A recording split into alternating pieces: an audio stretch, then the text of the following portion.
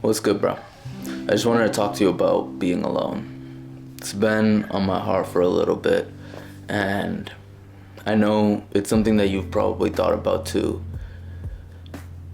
This feeling of loneliness, right? A lot of a lot of men have it, and you ask why, right? We're in this world that has so many people, and yet we come back and we find ourselves in the same place where we started. Alone. Born alone, die alone.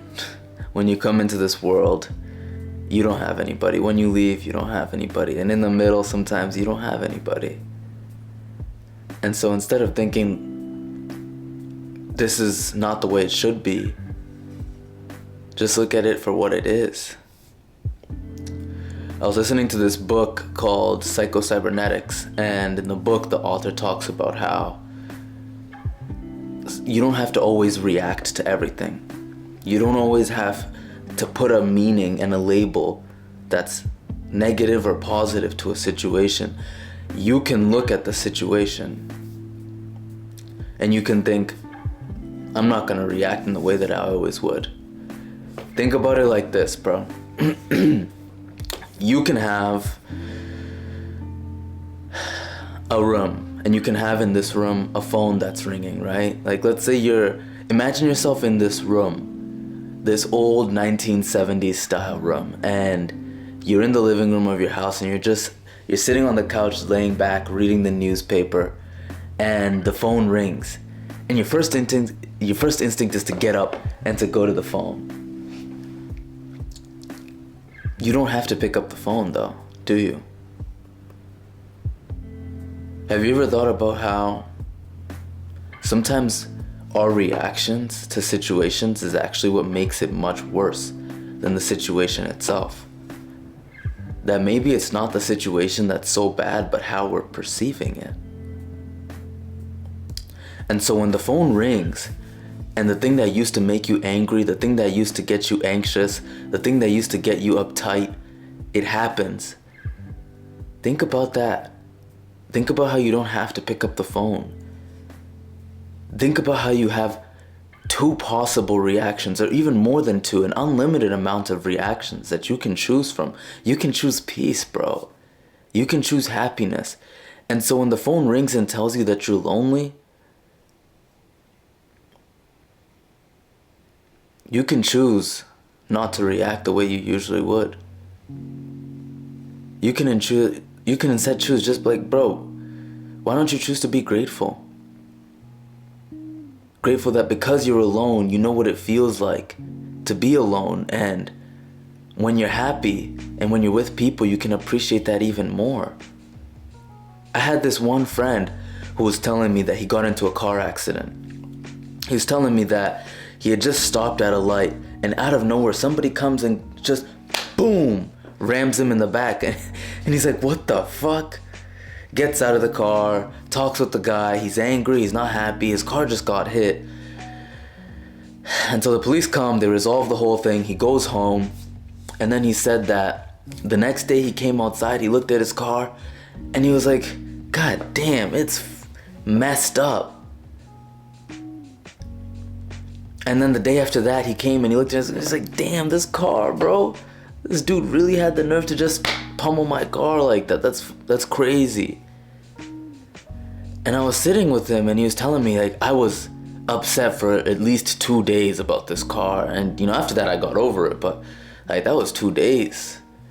And I told him, bro, you realize that hundreds of thousands of people in this country die from a car accident every single year. What does that mean? You can look at that and you can get angry and you can question, why would this even happen to me? Or you can look at that car accident and another person might look at that car accident and say, I'm grateful that it even happened and that I survived. I didn't even have to go to the hospital. I'm blessed. And it can actually be a sense of joy for that person, because you can look at it in that perspective and you can be like, wow, this is actually maybe this can be a good thing. And the thing about loneliness, bro, is that it sucks. But we can always choose to interpret things in a different way. And I know it's not always easy being alone. It'd be easier if you had somebody. But why not look at it as the best kind of motivation that you can have to work hard, so that you can have people in your life that you can depend on? Why not look at it as an opportunity to become a more valuable individual? I was leaving a party the other day, and it was for my cousin's birthday. It wasn't anything huge, a small get-together. As I was leaving, I said bye to everybody, and I kind of lingered around there for a few seconds. And then, after I'd already said bye, I realized that nobody was holding on to me. Nobody was like, damn, don't leave us. And I kind of felt sad, because I felt this feeling of disappointment, almost anxiety, that I'm leaving, but nobody really cares whether I stay or whether I go. Bro, it was depressing.